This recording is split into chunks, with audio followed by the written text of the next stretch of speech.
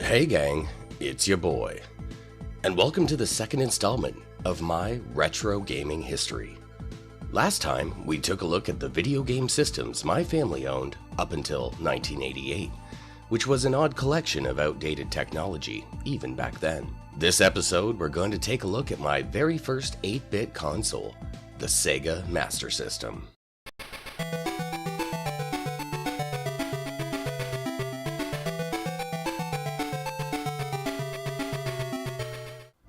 Before my dad brought home this second-hand Black Beauty, I had already experienced the joy of playing my friend's Nintendo Entertainment System for months, with games like Super Mario Bros. 1 and 2 and Duck Hunt. So when I started rifling through the unmarked cardboard box he brought home that day and saw the Sega Master System power base, I was a little disappointed. But that feeling quickly left me once I saw the control pads. They somewhat resembled the NES controllers, even if the D-pad was a little different and the connector looked suspiciously like the ones on the old Atari. The console came with Sega's gun controller, the Light Phaser, but oddly, no games that it could be used with. I became very curious and set off to hook up the console in our living room. It was easy to take a shine to the strange, angled construction of the power base, already having an appreciation for black plastic-clad electronics. In addition to the top-loading cartridge input, it had a mysterious card slot on the front, which I would learn decades later was for inexpensive HuCard versions of the games called Sega My Card.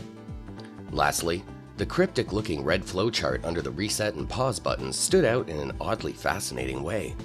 Were these instructions for the most stupid children or inept parent? I was just 9 years old at the time and had already connected the system without even noticing it. But after seeing the green LED under the power indicator light up for the first time, it became habitual to glance at this unnecessary aesthetic. With the system powered on, I was greeted with the Sega logo and 2 notes, which I would find myself randomly humming during my years with the Master System. But I hadn't put a cartridge in the power base, so I was greeted with some on-screen instructions that seemed to say, "Hey stupid! We gave you the diagram already. Put a game in and try it again." As I mentioned in the last video, this system was purchased used, and it didn't come with a manual, so I was surprised after messing with the control pad buttons briefly that I was presented with a game. Sort of.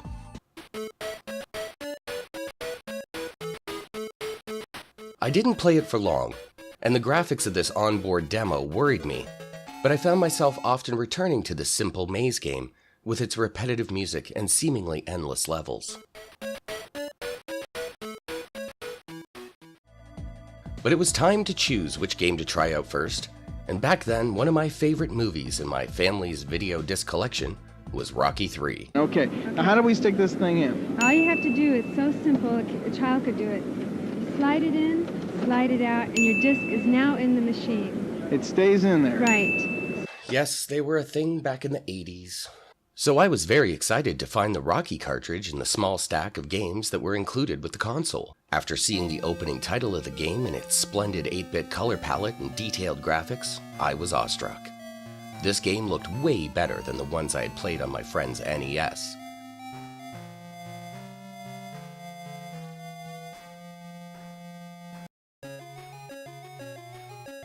The in-game graphics were equally amazing, with huge sprites and vivid colors. The game follows the storyline of the Rocky movies, with Rocky starting in his white and red trunks fighting Apollo Creed. Before you get to fight good old Apollo, though, you go through a training exercise where you're told to hit a swinging heavy bag 60 times or more.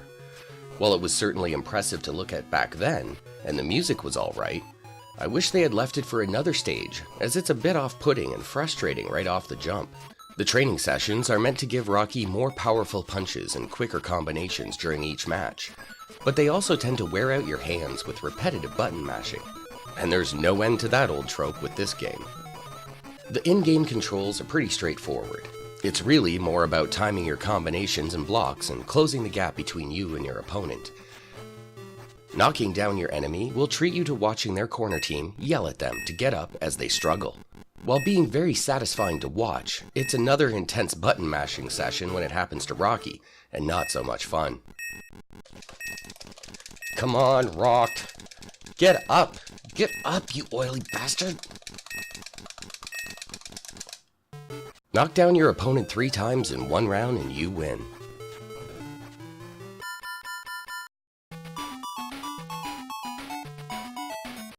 The progression of the movie series is followed pretty faithfully throughout the 3 matches in the game, and each of the characters look the way they do in the movies. Apollo wears his red, white, and blue striped trunks in the first match, which Rocky then wears in the second match against the mohawked Clubber Lang. Let's just hope he washed them first. Lastly, Ivan Drago is the toughest opponent wearing the red and yellow Kami trunks, and I have yet to beat him in all the years I've tried.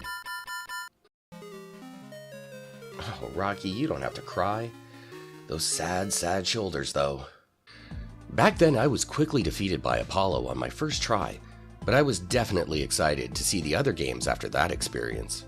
There was a 2-in-1 cartridge with the games Hang On and Astro Warrior, and I loved shooters and racing games, so in it went. Astro Warrior's title screen was beautiful and flashy. That being said, after playing Rocky, the in-game graphics were a bit of a letdown. In spite of that, Astro Warrior would be one of the Master System games I spent the most time playing. It's not crazy difficult at the beginning, but quickly ramps up once you get to the asteroid field in the second area. Aside from that, it's exactly what you'd expect from a top-down scrolling shooter. Hitting these little glowing boxes on the surface areas will send you power-ups that change your attack power and the look of your space fighter, followed by satellite drones to help even out the odds. The enemies you face are varied in their attacks and approach, and keep you on your toes. Are those flying spaghetti monsters? What the fuck?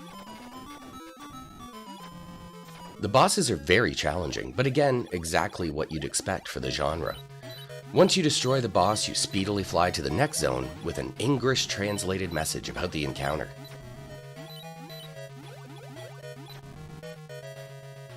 Shirley revive? What the fuck? Shirley revive? I guess they meant Shirley survived? I don't know.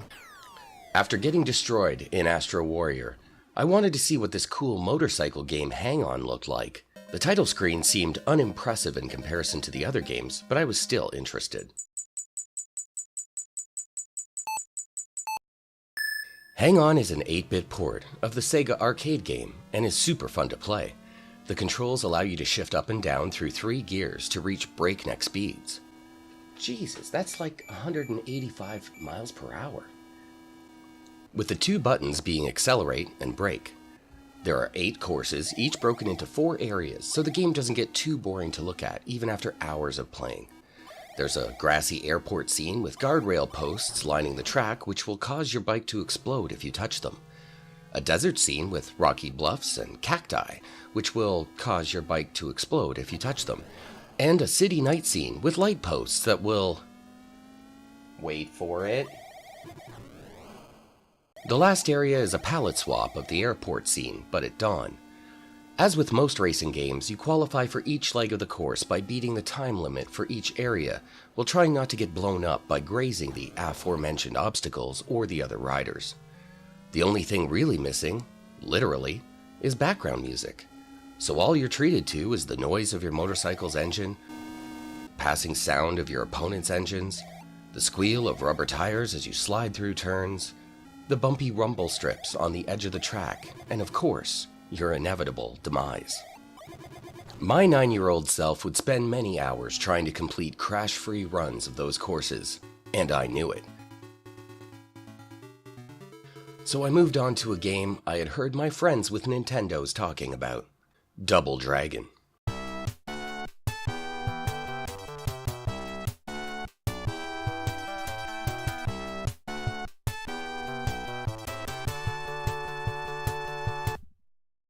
The title screen was beautiful and alluring. The opening scene was also a real attention getter. Well, wait, you're not supposed to hit girls. Hit girls. Hit girls.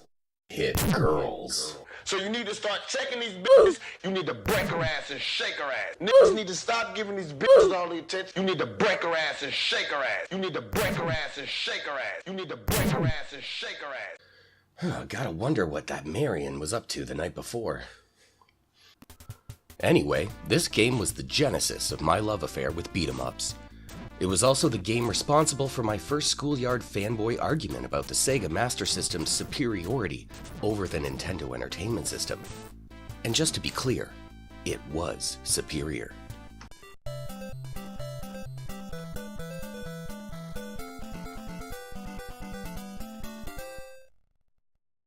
Oh, no, he didn't. Yeah, he did. Comments on this video are going to be pure cancer. The 9-year-old version of me took the position that Double Dragon on the Master System was the better version because it was the only one that allowed 2-player simultaneous co-op play in story mode. I mean, the game was called Double Dragon, not alternating Double Dragons, am I right? My friends with Nintendos took great offense to this, of course, and viewed me as the contrarian weirdo who owned a system many of them didn't even know existed. And this argument didn't help me make any new friends either. In fact, there was only one kid I knew at the time who was curious enough to come over to my house and see for himself. He noticed that the game was also harder to play because of the flickering sprites and hit detection, which was admittedly worse on the Master System. But I saw this as an advantage, because I was able to outlast most of my friends when playing on the NES, because it seemed easier in comparison. If the term existed back then, I probably would have told them to get good, scrubs. Moving on. The next game I tried on that late summer night back in '88 was the only one I could get my younger sister to play with me. Fantasy Zone 3: The Maze. Gah! Just look at that title screen, a prime example of just how badly 16 colors can be displayed together at once. Never mind the fact that the bubble letters look like they were drawn by a 4-year-old in Mario Paint. In spite of that, this game is pretty fun to play, with 7 areas each having some pretty catchy music.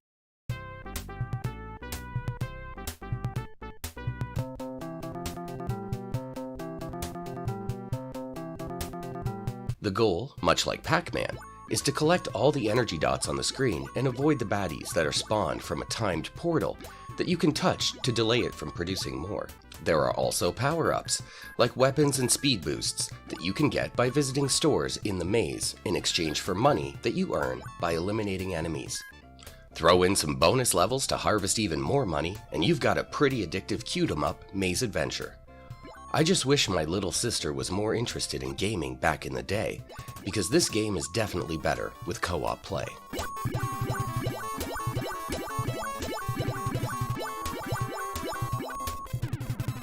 Finally, I tried the last game, the one that would be my other major example to point out in those schoolyard 8-bit console dick measuring contests, and the game I would spend the most time playing, Shinobi.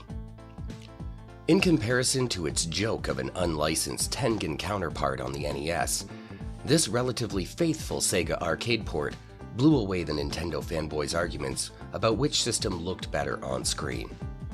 This was my go-to for same game comparisons across platforms, but as I mentioned earlier, only one of my friends got to see the proof and didn't care to back me up with his eyewitness account, lest he be ostracized along with me. I won't go into too much detail about this game, as I plan on covering it in a standalone review, but as you'll see, there's much fun to be had with this ninja action platformer. You play as Joe Musashi, a master ninja, set out to defeat a terrorist ninja network called the Ring of Five. Through 5 levels, you rescue kidnapped children of the world leaders, collecting various weapon upgrades to help you defeat each master ninja at the end of their respective levels. Then there's the difficult but fun bonus levels, where you whip shurikens at ninjas, hoping to fend off failure and collect the prized ninja magic to give you a leg up on devilish level design and strategic enemy placements. And please do watch for that review, because while recording footage for this video, I have again become addicted to this gaming homage to the ninja craze of the 1980s. Unfortunately, gang, that was the extent of my Sega Master System collection, and I would inevitably talk my mom into buying us a NES the following year. Maybe if my local video store rented Master System games, or if they were available for purchase absolutely anywhere in nearby towns or cities, I would have shunned the NES and stayed loyal to the Sega Master System. There's that inner 9-year-old talking. Unfortunately, I would have to wait for the Genesis to become more accessible to me to continue my Sega fanboy antics, because long before I joined the PC Master Race, I was a proud member of the Sega Master System race. The next video in this series will focus on the iconic Nintendo Entertainment System, so please come back and join me for the games I loved to hate, as I subsequently fell for the 8-bit antagonist I had previously pissed all over in the first leg of the console wars. Thanks for watching this video, gang. Please like, subscribe, share my content, and definitely come hang out with me on Minds.com, where I play these games in voice chat gatherings. My referral link is down below if you're not already on Minds. Also, if you like my content, please consider supporting me on Subscribestar. Until next time, I've been your boy, Richard Rizzo. You've all been great, and I'll see you then. Peace out.